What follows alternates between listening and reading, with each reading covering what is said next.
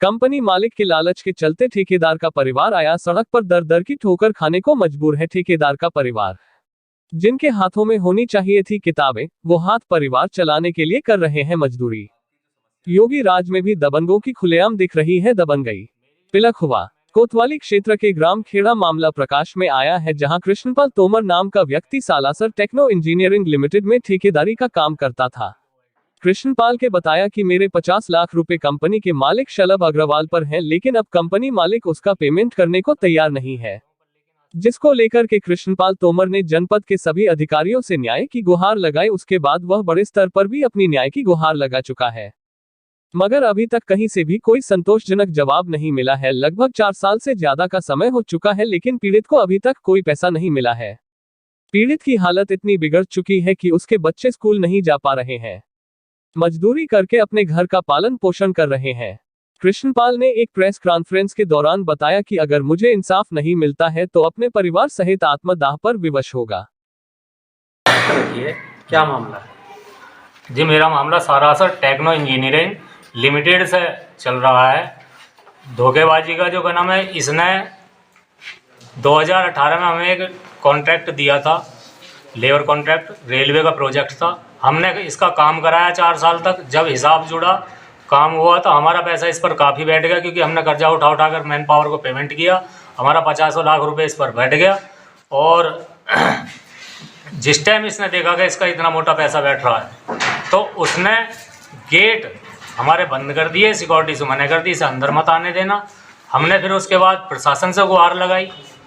कहाँ आपने इसकी शिकायत की?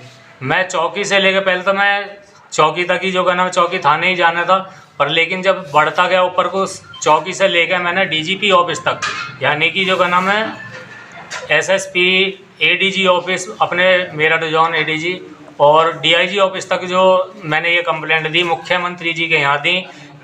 और मंत्री ठाकुर जयवीर सिंह की जगह यहाँ पर कंप्लेंट दी, उनके भी जो आदेश हुए हैं।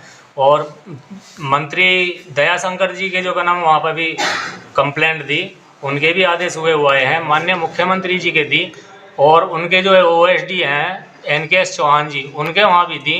मैंने कोई भी जगह ऐसी नहीं छोड़ी कि जहाँ मैंने कंप्लेंट ना दी हो, पर लेकिन यहाँ आने के बाद में कोई प्रक्रिया नहीं होती। मेरी सिर्फ मांग प्रशासन से इतनी है, कंपनी मालिक प्लस कंपनी का स्टाफ जिसने मेरे साथ में मुझसे काम कराया, और प्रशासन की मौजूदगी में, प्रेस मीडिया की मौजूदगी में मेरी उनसे वार्ता करा दी जाए। अगर वो ये साबित कर देते हैं कि भाई ये झूठा ब्लेम लगा रहा है गवाहों और सबूतों के आधार पर, तो प्रशासन जो चाहे वो मुझे सज़ा दे सकता है, मैं उसे मंजूर करूंगा। पर लेकिन अगर प्रशासन इस काम को नहीं कर, मैं प्रूव कर देता हूं, तो प्रशासन मेरा पैसा दिलवाए। सुनवाई नहीं होती तो क्या कदम होगा? सुनवाई नहीं होती तो देखो, हमारा पूरा एंड है। अब हम ज़्यादा नहीं चल सकते, क्योंकि मैं बहुत 2 साल से प्रताड़ना झेल रहा हूँ। मेरा 14 साल का लड़का वही कमा कर खवा रहा, क्योंकि मैं कमाने जाता हूँ तो पीछे कर्जी आ जाते हैं कि मुझे दे, और मेरा वो पैसा घर में नहीं आ पाता, तो जो हम भूखे ही बैठे रहते हैं। अब ज़्यादा मुझ पर नहीं झेला जाएगा। अगर प्रशासन इस काम को नहीं है, मैं पूरे परिवार को लेकर अपने को आत्मदाह करूंगा, क्योंकि ना तो मेरे पास में मकान बचा, ना मेरे पास में कुछ बचा। सिर्फ हम और हमारा परिवार और हम सब तैयार हैं, क्योंकि अगर ये काम नहीं होता तो हम अपनी जीवन लीला समाप्त कर लेंगे। ठीक।